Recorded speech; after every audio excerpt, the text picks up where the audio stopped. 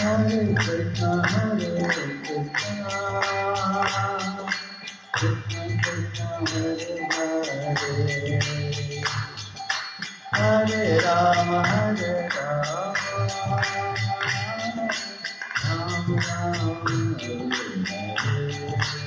Everybody say that. Hare Krishna, Krishna, Hare Rama, Hare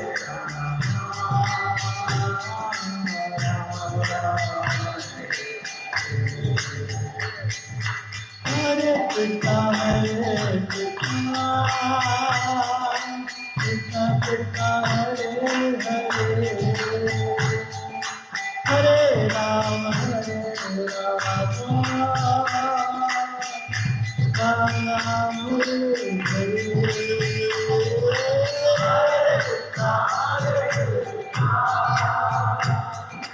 Krishna Krishna, Hare Rama, Hare Rama, Rama Rama, Hare Hare. Hare Krishna, Hare Krishna, Krishna Hare Hare, Hare Rama, Hare Rama, Hare Hare.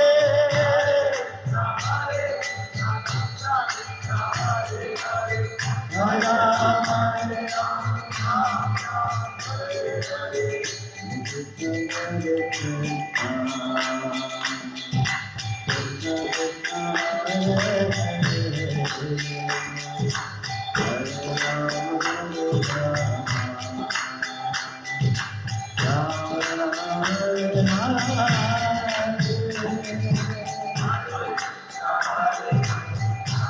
Krishna Krishna,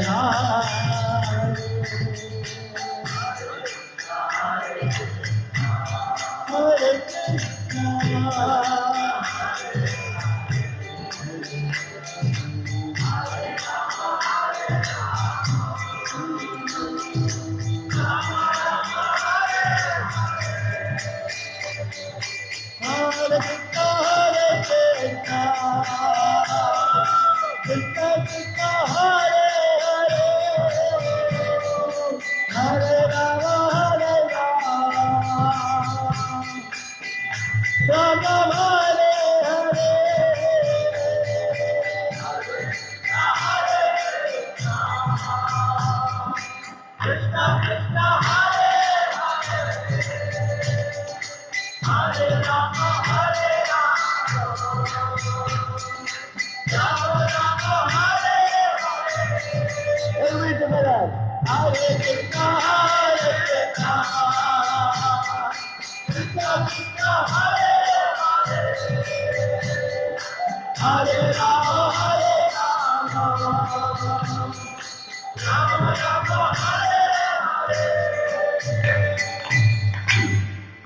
पावन नाम संकीर्तन की अनंत कोटि वैष्णव वृंद की श्री श्री राधा कांचन जी की श्री श्री जगन्नाथ सुंदर महारानी की श्री श्री गौर निताय की श्रील प्रभुपाद की ओम अज्ञानतिमिरन्धस्य ज्ञानाञ्जनशलाकया चक्षुरुन्मीलितं येन तस्मै श्रीगुरवे नमः।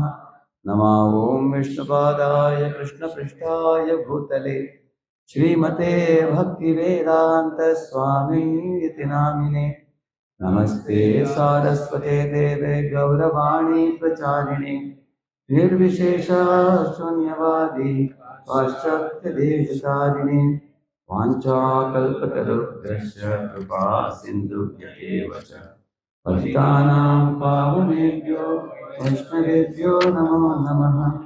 Jai Sri Krishna Chaitanya Prabhu Nityananda Shri Advaita Gadadhara Srivasadi Gaura Bhaktavinda Hare Krishna Krishna Krishna Hare Hare Hare Rama Rama Hare Hare.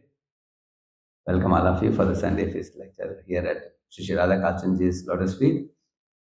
Please repeat after me. Om Namo Bhagavate Vasudevaya.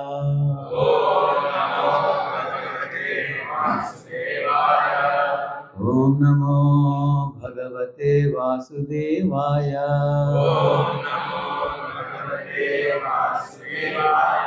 Om Namo Bhagavate Vasudevaya.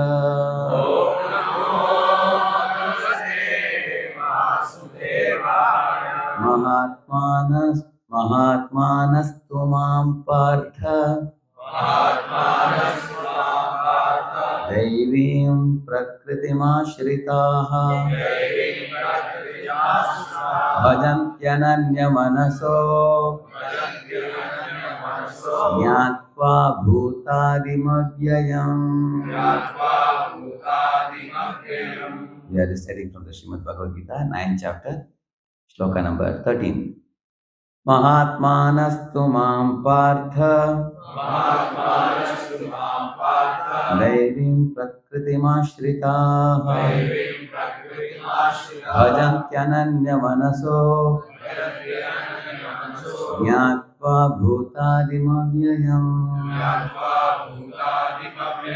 O son of Pritha, those who are not deluded, the great souls, are under the protection of the divine nature. They are fully engaged in devotional service because they know me as the Supreme Personality of Godhead, original and inexhaustible. Purport by His Divine Grace, A.C. Bhaktivedanta Swami Srila Prabhupada ki Jai. In this verse, the description of the Mahatma is clearly given. The first sign of the Mahatma is that he is already situated in the divine nature. He is not under the control of material nature. So the divine nature is spiritual nature. And Mahatma is not under the control of material nature, he says. And how is this affected? This is explained in the 7th chapter. One who surrenders unto the Supreme Personality of Godhead, Sri Krishna, at once becomes freed from the control of material nature. That is the qualification. In the 7th chapter, there is another verse where there is one more word, devi, is mentioned there. You all can repeat that after me. Devi hiyesha gunamayi mama maya duratyaya mameva ye prapadyante maya metam tarantite. In this verse also there is a word devi, and in that verse also there is a word devi. But that is material devi, this is spiritual devi. Let us see what is the difference today. We will see that. So there he says, Daivihi Esha Gunamayi Mama Maya Duratyaya. That Devi, her name is personified material energy. Her name is Durga. In Sanskrit, the word Durg means fort. Imagine if somebody is arrested in a fort, they cannot come out on their own unless they are released. But most amazing thing with Durga Devi is, we don't see any walls all around us. Still, we don't want to get out of this world. You can see that in this world, everybody is busily occupied by Durga Devi's 3 ropes called as Satvaguna, Rajaguna, and Tamaguna. So she has kept all the living beings super busy in these 3 gunas in this world. Once upon a time, scientists were conducting an experiment with rats moving around. So they had 3 platforms. So if the rat would beat the first platform, it was a chill winter season, just like now. So some puff of hot air would come, like that air would come. Again, this rat would tell everybody else, all of you beat this platform and get the hot air. Pat, they would beat, like that air would come. They all enjoyed the hot air. Then they tried the second one, with second platform. and one piece of butter will fall from the top. So they ate the butter. Now they understood. First platform gives hot air, second one gives some butter to eat. The third platform they were beating, and that was giving electric shock. So they got shocked. So now all of them said to each other, "Don't touch the third one." Other two are all right. And after some time, the scientists changed the polarity. So the first one was giving shock. So now the rats are going round and round, finding out which one gives shock and which one gives butter, which one gives hot air and all that. Now the scientists opened the door. None of the rats wanted to come out because they became busy in finding out where I get butter, where I get hot air, like that. Similarly, all of you will have experience. To have a baby uh, for a couple is a joyful thing. But then after getting baby, after some time they get sometimes problems also. In this world, it's a world of pleasure and pain, honor and dishonor, victory and defeat, profit and loss. So this was giving me, hot air. Now it's giving shock now. The same thing which gave us pleasure at one time, they give us some pain. Then we try for pleasure somewhere else. So in this way, we are jumping from three gunas, satoguna, rajoguna, tamaguna, going back and forth like this. Sometimes when one gets burnt by rajaguna, then they want to come to satoguna. Suddenly they come to temple and do meditation because they want relief from the pain. And they feel very nice. Oh, such a soothing temple, such a soothing spiritual atmosphere. But then after some time, mind again says, again I want to try out the old pleasures. So people are just like a pendulum in this world. They're struggling to enjoy these three gunas. So much so busy that they don't want to get out of the world. Maya Devi keeps them bound. Mama Maya Durataya. Very difficult to overcome, he's saying, in this world. But then there Krishna gives a very hope-giving statement in the second line. Mameveye prapadyante maya me tam tarantite. But those who take shelter of me, they can, come back to me, he says.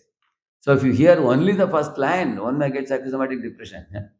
Because Maya is very difficult to overcome, impossible to overcome, he says. But you should hear the second line, which is very hope giving. He says, if you surrender to me, you can easily cross beyond it. He says. Now you may have a question. Okay, how do we surrender to Krishna? That is explained in this verse. Here Krishna is telling that, as he says here, those who are not deluded, the great souls, are under the protection of divine nature. Here also he says, Devi in Prakriti Mashita. Who is this Devi? This Devi is Srimati Radharani. So Srimati Radharani also offers shelter. Durga also offers shelter. Durga Devi offers material shelter. Srimati Radharani is offering spiritual shelter. So Durga has a trident in her hand. You have seen that? With which she is killing some demon. She is sitting on a lion and she is piercing a demon. You might have seen that. What is that Trishul or trident? It is the three type of miseries that we all experience. Miseries arising from body and mind, from other living entities, and from the devatas through the material nature. So, why does she inflict pain upon us in this world?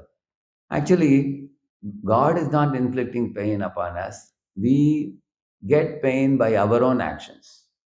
For example, if I throw a ball on the wall, the ball comes back to me. Correct? No? See how kind the Lord is. He is visible when you look at the nature around you. For example, around the earth, there is something called ozonosphere. You know that?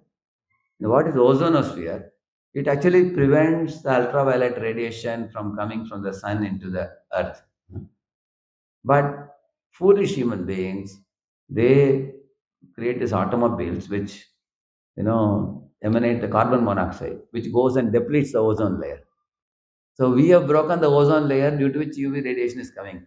So is God creating trouble or we are creating trouble? Yeah? We are creating trouble. So we are actually damaging that protective covering given by God and we are inviting trouble. I'm just telling you one example. Similarly, when you dig the underground, all the petroleum products when you take out, For example, you make plastics, for example. They say that, everybody is eating in a month, like one visiting card size plastic we are swallowing every month. So much plastic is going into our system in the small, small particles. Therefore, many diseases are coming now. It's increasing. So, in this way, we are making this world more a place of suffering by our own actions. So, therefore, why is that so? That is because the living beings do not know what is right, what is wrong, what is to be done, what is not to be done. Or some of them know what is right, still they want to do wrong. That kind of people are also there. So, therefore, the material world is compared to smoke, and the spiritual world is compared to fire. So, in a furnace, in a village, when they put a firewood, which one would you prefer, fire or smoke? Fire serves, smoke troubles. So, spiritual world is like fire, material world is like smoke. So, when we come to material world, here you get a happiness, but happiness mixed with suffering. Like if somebody gives you sweet rice, but there are some stone particles, you won't be happy. When you're eating the sweet rice, very sweet. Oh, very nice. Stone comes. You feel unhappy. So you want only sweet rice. If you want only sweet rice, you have to go to spiritual world. There only happiness. Whereas here it is mixed with suffering. That is material nature. Now you may ask, why is it that in material nature there is happiness mixed with suffering? And why is it so that in spiritual world there is only happiness? If you see, the spiritual world is characterized by living entities who are all lovers of God. Uh, And they are constantly keeping God in the center and serving Him.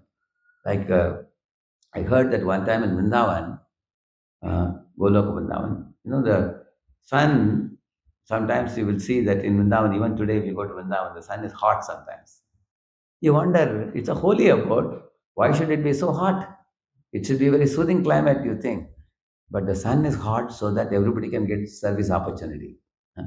How? When the sun became hot in Vrindavan, immediately, the wind started blowing slowly, thinking that let me go and serve the Lord, because Lord Krishna is standing with covered boys in the top of Govardhan, surrounded by cows and calves. So the wind started slowly moving. So Yamuna saw that wind is moving. She asked, "Hey, wind, where are you going? Are you going to meet Krishna?" He said, "Yes. Can you please take some droplets of water from me?" The wind said, "Why not?" So the wind picked up some droplets of water and started moving ahead.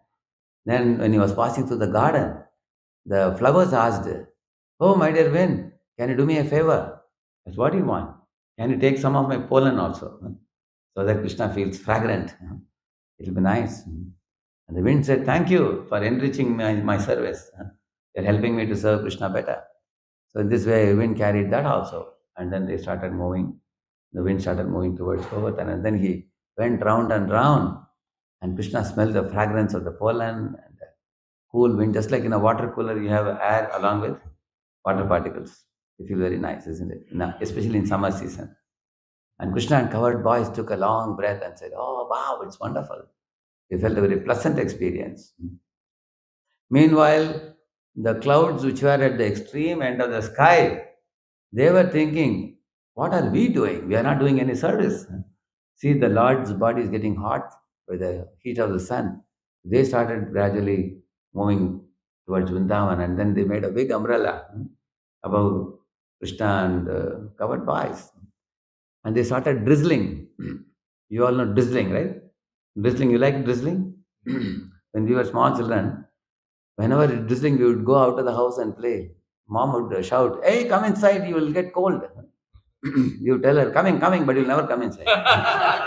You enjoy fun, isn't it? When drizzling is very joyful, it is. So the clouds were drizzling and giving happiness to Krishna. And Krishna felt so happy, he started playing on his flute. So the clouds thought, I was so far away, now I have a double advantage. I am also able to render seva to Krishna. Plus, I am hearing the sweet sound of his flute also. And the cloud was very happy. So, one amazing phenomenon in this pastime is Yamuna is supplying water. The garden flowers are supplying fragrance. But none of them want any credit for their service. Let the wind take the credit. We don't mind. Who gets the credit is not very important, but Krishna should be pleased. This is the point. Just like, for example, in a vegetable, when you make at home, you put salt in that, isn't it? If salt is perfectly put while eating the vegetables, people say, "Oh, vegetable is very good." They will say, nobody will glorify the salt. And one day, in case the salt is little less, while eating vegetables, they say, "Hey, where is the salt?" That means if salt is less, people will scold whom? If the salt is less, they will scold the salt. Why salt is not there? But if salt is appropriate, they will glorify whom? No, not the salt. Anybody says, today salt is very good. They will say, they will say vegetable is good. Similarly, Krishna is telling his friends, oh, this wind is so wonderful. It's a fragrant wind and very nice, droplets of water, very nice. So now neither Yamuna nor the flower is telling the wind, hey, make sure our names are recorded. You tell Krishna that I gave you water and he gave you fragrance.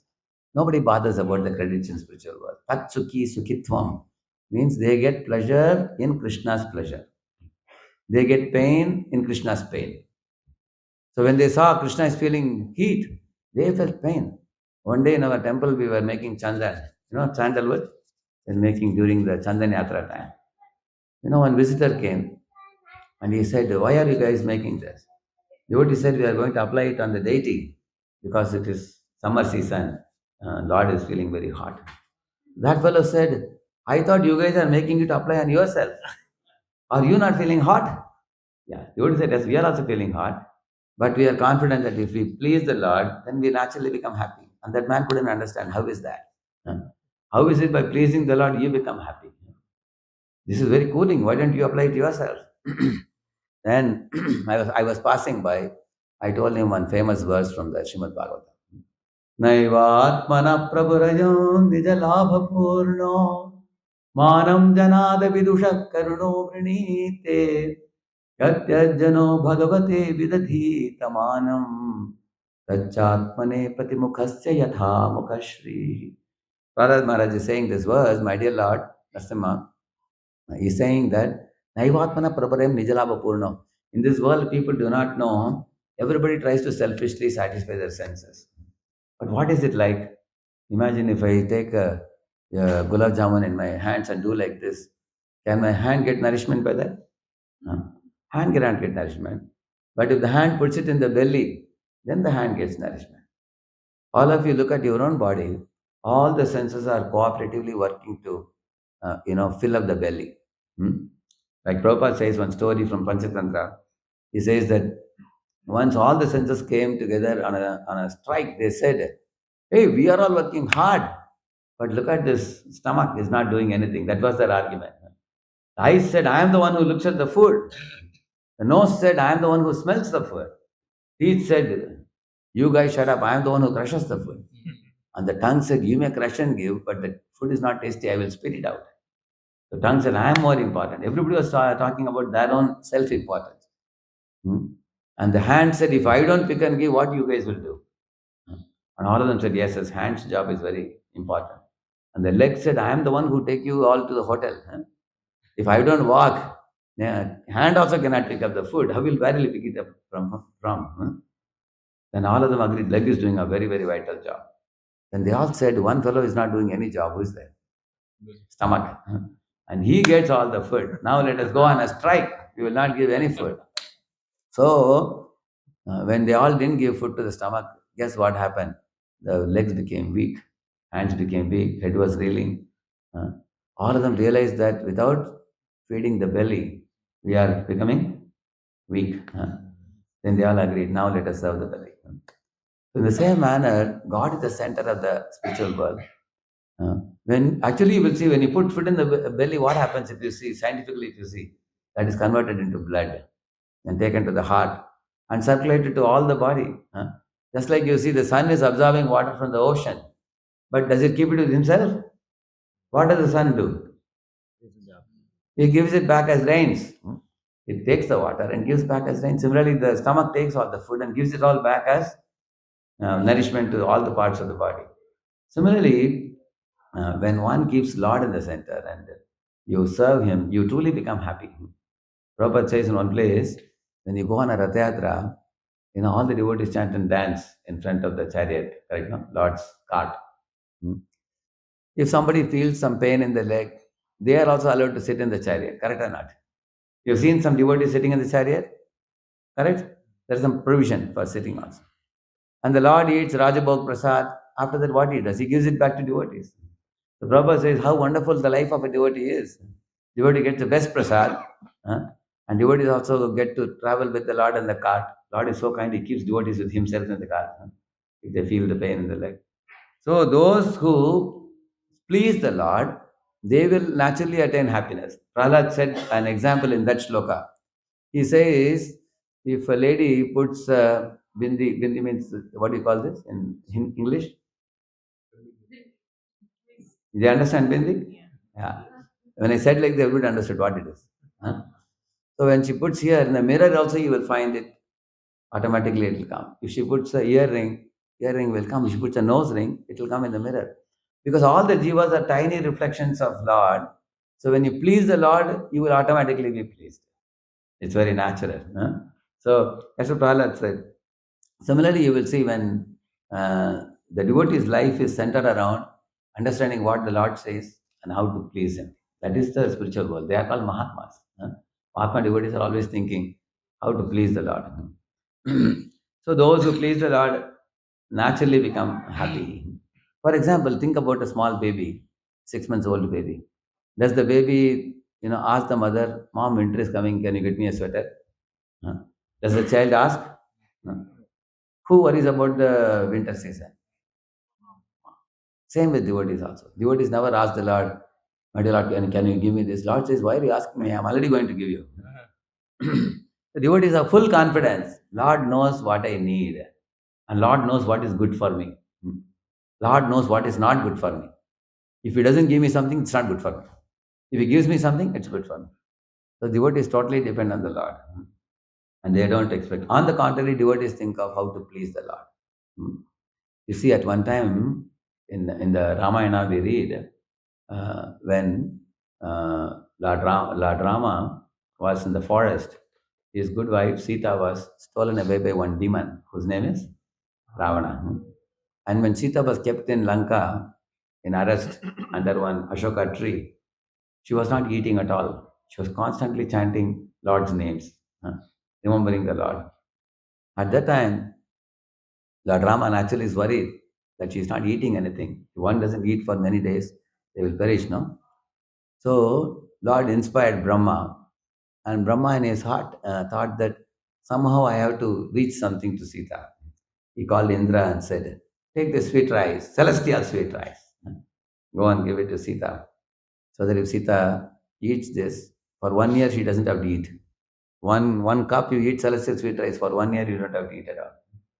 So then Indra changed his form to a Brahman's form, and then he goes to meet Sita. Sita was initially doubtful, but then she saw, his garland is fresh, he's standing above the ground level, there is no shadow which is falling, his eyes are not twinkling, all the symptoms of a demigod. She saw that and she accepted. So I was just thinking, Sita is constantly chanting Rama's names, and Rama is thinking how to send sweet rice to Sita. So you can see that in this way, the devotee thinks of the Lord, and Lord thinks of devotee. So we will be easily taken care if we just take care to do what the Lord tells us to do. It's for our good. That is spiritual world. Spiritual world, everyone and everything is centered around the Lord. Whereas in the material world, everybody is thinking of whom? Themselves only. Nowadays it's called as I, me, mine culture. Me culture. Me culture means everybody thinks about themselves. And that is causing all the stress and tension and quarrels. In all the relationships, the trust is getting weak nowadays. In doctor and patient, because the patient is afraid that the doctor will ask. Sometimes you go to a hospital, they tell you to do different type of scans you have to do and everything. Lot of expenditure also. At the same time, the patient is afraid that the case shouldn't become more complicated. The trust between teachers and the students, trust between the family members. When does this become weak? When people become very selfish. People become money minded and selfish. Then everybody develops distrust. But in the spiritual world, Lord, they keep the Lord in the center. And there is tremendous trust between Lord and the devotees. They are called Mahatma devotees. They are always chanting the names of the Lord and serving the Lord. That is spiritual world. So spiritual world is presided by Srimati Radharani, as you see here. Uh, What is Radharani holding in her hand? Just see. The left hand she's holding a flower, isn't it? In some temples you will see Radharani like this. In one hand she is having one bouquet. Huh? In the other hand she is holding a garland. So that garland she is going to put it on Krishna. And the bouquet is for welcoming her children who are us, all of us. So we are all like children of Radha and Krishna, part and parcels of Krishna. All of us are part and parcels of Krishna. Krishna says that in 15.7 Bhagavad Gita. Mamevamsho jiva loke jiva bhuta sanatana. And all of us in our heart, we are carrying love for God, which is a small drop of Radharani's ocean of love. She has ocean of love and we have drop of love. Krishna is the full manifestation of Godhead and we are his tiny part and parcels. While Srimati Radharani is serving Krishna with oceanic love, all of us tiny part and parcels, we are carrying little love and running around trying to serve the Lord in our own way. Is it clear? So in this way, so what we have to do, we are also Shakti, Radharani is also Shakti. But what is the difference? She is a supreme Shakti. He is called Bhagavan, she is called Bhagavati. He is Shaktiman and Shakti. So we are tiny Shaktis. So we have to connect with her and ask her, please, mother, teach me how I should serve Krishna. So Prabhupada says, if you pray to Srimati Radharani, she will guide you. And she is already guiding you through your spiritual master, in the line, disciplic line. So we have to just learn how to render service. The word Radha comes from Anaya Radito Nunam Bhagavan Haririshwara, which means she's always doing Aradhana. She is serving Krishna by singing, by dancing, by mimicking, by cooking, by different kinds of 64 type of skill sets. She is rendering service to the Lord. So in this way, spiritual world is bustling with activity, with blissful spiritual activity, where the jivas are delightfully engaged in Lord's service in different rasas like that. So as I told you, she has a garland to offer to Krishna, and she has got a bouquet to welcome us, isn't it? On the other hand, Mother Durga has a trishul. Imagine you go to a meeting, do they show a trident to you or a bouquet to you? Isn't it? Imagine if they show a trident, what does it mean? Don't come for the meeting. Get out, correct? No? Generally, they give you a bouquet when you go to your meeting, isn't it? So to welcome you, they also welcome you and give you a bouquet, isn't it? Similarly, Radharani is having a bouquet in the hand. What does it mean? She is welcoming all of us to the spiritual world. Oh, all of you jivas, please come. Vatsalyadi gunojvalam bhagavatim vande jaganmataram, it is said. She is having Vatsalya guna. Vatsalya means she attracts all of us by her motherly compassion. And she attracts Krishna by her devotional service. That is Srimati Radharani. She is a divine mother. She attracts everybody by her motherly compassion. Vatsalya. Adi means many more qualities she has. But this is the main quality that is charming to the hearts of jivas. She is very compassionate. So that means in the material world, you are shown Trishul, trident. Get out of the material world. And spiritual world, welcome. Therefore, Prabhupada says we have to go back home, back to Godhead. Now you understand the reason why we have to go back home. In the material world, there is a combination of pleasure and pain, honor and dishonor. And I'll tell you the reason why this combination has come about. You see, the pure devotees of the Lord only want to serve the Lord. They have no other expectation. And the demons, like Hiranyakashipu or Ravana, all these demons, you will see, they only want to exploit all living beings. They want to exploit the Lord and exploit the living beings. So they want to exploit, these people want to serve. Pure devotees want to serve, and the demons want to exploit. But there are in-between people, like the demigods. They want to serve the Lord also, and they want some domination also. They like to lord over also, and they also want to serve the Lord. There's a combination. So therefore we say Nastik, Astik, Bhakta. Three types of people. Na asti means Those who deny God and try to enjoy independently, they are asuras, demons. The demons are nastic. And the pure devotees are called bhakta. But in between there are astik. Astik means what? You do some religion for getting something in return. So these people, pious people, Srila Bhakti Siddhanta Saraswati Thakur calls them as pious materialists. He calls them.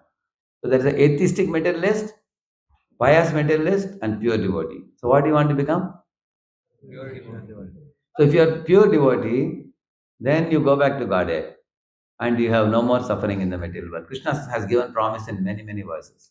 If you become a pure devotee, I'll take you back to my abode. Either he says. And if you are a demon, we terribly suffer in this world. But if you are pious materialist, we get both. Some happiness we get, some suffering we get. To the degree I have lording over mentality, to that degree I suffer.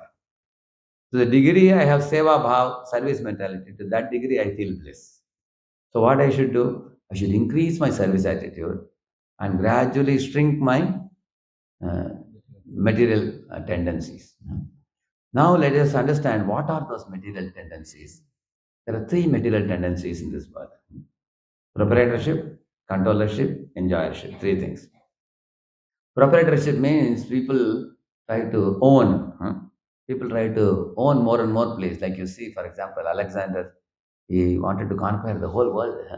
He was enveloping all the lands all over the world. And at the age of 29, he had conquered all the world. But by 32, he left the world. When Alexander left the world, before leaving, he had written a note. He told his ministers that when you put me in the coffin, keep my two hands outside. So let people know that I'm not carrying anything with me. And also send all the doctors with me to the graveyard. So let people know that none of the doctors could save my life. And send all the gold and silver, heaps of them, with me to the graveyard and then take it back. Let people know no wealth will accompany me. These three things he said. So people try to possess gold and silver, possess land and everything. You can even become possessive of, um, you know, one's relatives also. Like in India, for example, typically, when a mother gives her son in marriage to a girl, and the girl comes to the home, the mother is possessive of her son, and the wife is possessive of husband, and the husband is in between both. I mean, isn't it? Like Mridanga you saw, like that. Both become possessive. So intelligent husband, what he will tell the mother, "I am yours." When he goes to meet the wife, he will say, "I am yours." Wife will say, "Always you should support me." Okay, I'll support you only. He tells mother, "I support you only." So it's very difficult. So when you become possessive, there's a big fight at home. So this is proprietorship. And controllership means people try to dominate, boss over one another. You ask in any home, who is the boss? Man will say, naturally, I am the boss. I am the breadwinner. I am the boss. I bring the money, isn't it? You ask the wife, she will say, hey, husband brings all the money and gives it to me. Therefore, I am the finance minister at home. I am the controller. You ask the children, they will say, if I give out a scream, mother, father, grandmother, grandfather, all will come running. I am in control. So everybody likes to be the boss on the boss in the material world. Actually, in spiritual world, we are das and das. The material world is opposite. So this is a controllership mentality. Actually, even any of you sitting here, you ask yourself, somebody tries to control you, will you like it? You don't like control freaks. You will say, mind your own business. You don't like. These people become self-appointed advisors and they poke their nose in everyone's affairs. These people who like to, that is controllership. And enjoyership, like Hiranyakashipu wanted to be the pivot of the whole universe. He was so powerful at one time when he had performed penances. Whenever the sun would be hot, Hiranyakashipu would look at the sun and say, "Hey, why are you so hot?" To twist his eyebrows. And the sun would immediately reduce his temperature and say, "Sorry, sir, sorry, sir." He was controlling. Can you imagine? When we find the sun very hot, we put air conditioner in our small room. That's all we can do. But this fellow controlled the sun. He controlled, god of wind, all the Vayu, Agni, Chandra, everybody he controlled. Very powerful personality. Yeah. So he was the pivot of the whole universe, he thought. He told everybody, don't chant God's name. You should chant only my name, Om Hiranyakashipu Namah. Like that he told everybody. So he was controlling all the people of the population. Alexander was trying to control only the earth, but Hiranyakashipu wanted to be the enjoyer of the whole upper, middle, and lower planets. But just see what happened to him. At the end, Lord Narasimha came out of the pillar and finished him. So you will see these are the three impurities in our heart: proprietorship, controllership, enjoyership. Now, a question for all of you. These three can be made equivalent to corresponding three base qualities. Krishna calls them as three gateways to hell. Okay? Lust, anger, greed. Okay, proprietorship matches with which one? Lust, anger, greed. Proprietorship matches with which one? Greed. Exactly. Greed for possessing more and more.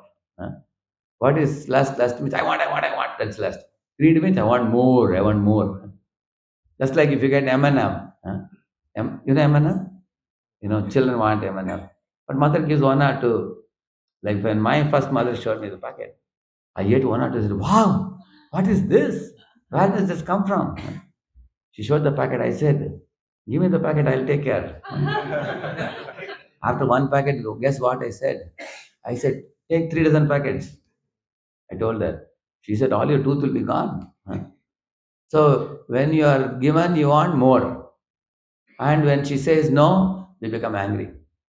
So you can see that this lust, anger, greed. So proprietorship is equivalent to which one? Greed. And controllership?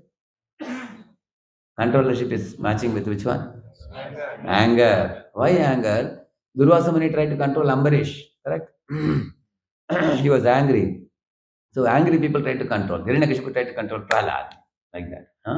That's controllership. And enjoyership matches with lust. So these three are called as gateways to hell. Because of these three impurities only, we are all stuck in the material world. And these three impurities can be easily purified when we chant the holy name. Hare Krishna, Krishna Krishna, Hare Hare, Hare Rama Rama, Hare Hare. So Krishna is saying, take shelter of Srimati Radharani. Therefore, we start this mantra with Hare. Hare is Radharani. Oh Srimati Radharani, Supreme Mother. Oh Krishna, all attractive. Oh Rama, one who gives great bliss to his devotees. Please purify my heart. Please pick me up. Please accept me. In one letter, Prabhupada says, meaning of the Mahamantra is purify me, uplift me, accept me. That's all I want. I don't want anything from you. I am not coming to you demanding anything. I simply want you to accept me as one of the millions of devotees in your lotus feet. Ainanda tanuja kinkaram patitam mam vishame bhavam budam kripaya tava pada pankaja vidadhuri sadrisham vichintaya. Oh son of Nanda Krishna, some or other I have fallen into this ocean of birth and death. Please pick me up and place me as one of the millions of devotees at your lotus feet and engage me in your eternal devotional service. And I do not want anything else. That's all I need. So this is the mood in which we should chant this name. And when we utter the name Hare Krishna, immediately Radha and Krishna are right in front of us. Just like he sings, Ah Prabhu Nanda Sutta Vrishabhana Sutta Yuta Karuna Koro Hei Varo.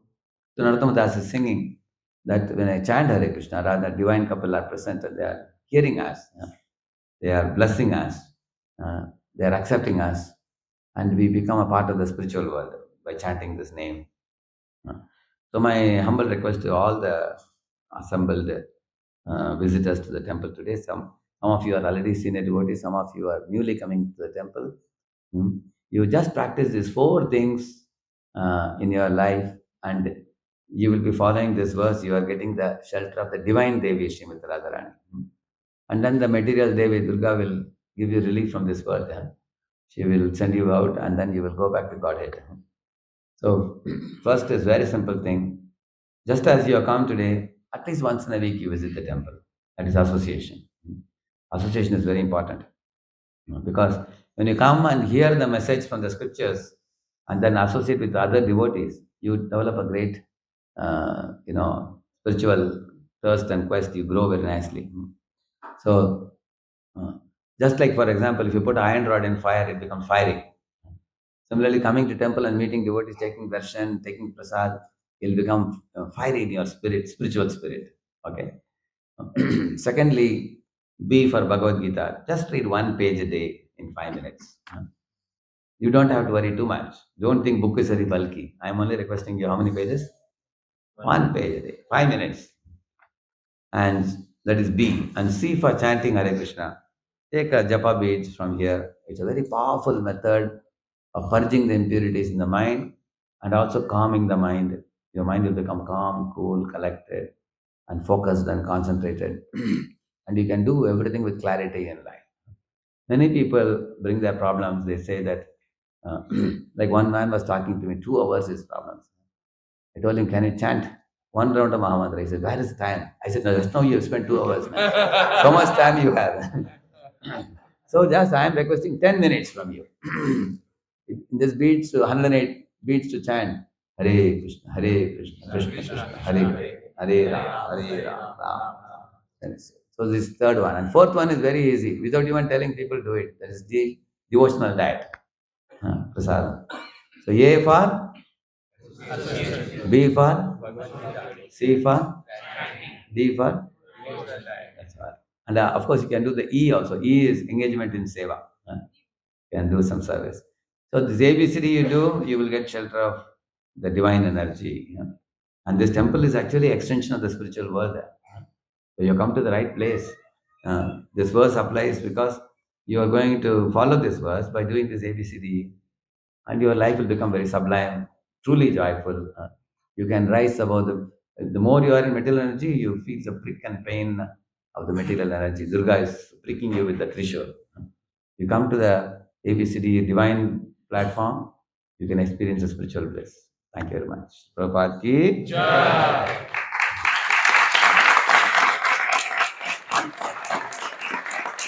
3 minutes, I can take one question. 3 minutes. Yeah. I can take one question, 3 minutes. Anybody?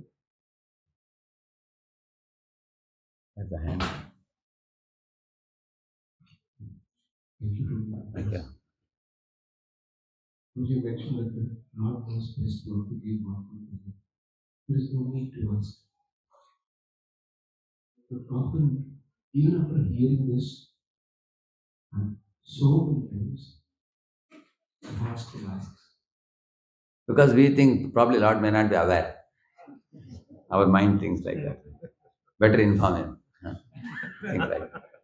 Actually, if you at all have to ask, we can ask him, please destroy the impurities in my heart. Like Prahlad said, Kamanam hridi asamroham bhavatastu vrinevaram.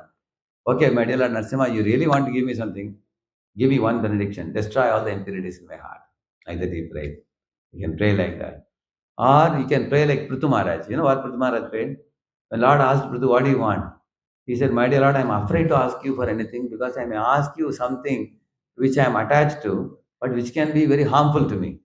Therefore, I will request you a benediction that you become like you are already like my father. A father knows what is good for the son. Similarly, whatever you think is good for me, that you give me. Like that he said. Smart, no? A smart request. Because he put it on the Lord only. Similarly, Kardamani wanted, actually Kardamani was facing in his mind a tug of war. What is it? He wants to be a renunciate. But he has his father Brahma who wanted him to become a progenitor of mankind and beget children. What he did, he told the Lord that actually I have to please my father also, and I also want to be renounced also. So he said, I will marry, but I will only marry a girl whom you give, he said. Lord said, very smart fellow. Huh? Yes, put it on me. So Lord gave him the daughter of Swayambhava, Devahuti. He told him, third day from today she will come with the parents and then you will marry her. So these are intelligent devotees who did not go to any demigod for asking anything or they didn't make their own decision, they put it on the Lord. Dhruva Maharaj went with some material desire, but he got purified. So why we read Bhagavatam? Because we understand that material desires will cause us misery. And we don't want to increase our term in the material world. We want to go back to the Lord. Therefore, we leave it to Him. He knows what is best for us. In case you really have to ask, you tell Krishna that if you're going to give me a material benediction, give me the intelligence to use it properly. If that much you can ask, isn't it? Yeah. Thank you. Prabhupada ki.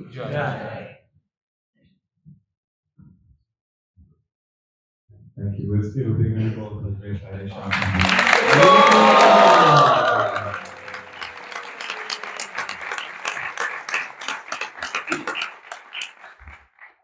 Thank you so much, Radheshyam, for coming in your Dallas. We're grateful that you chose to come here and give us your association. Welcome back often. Thank you so much. We'll have a few announcements now, and after the announcements, we'll have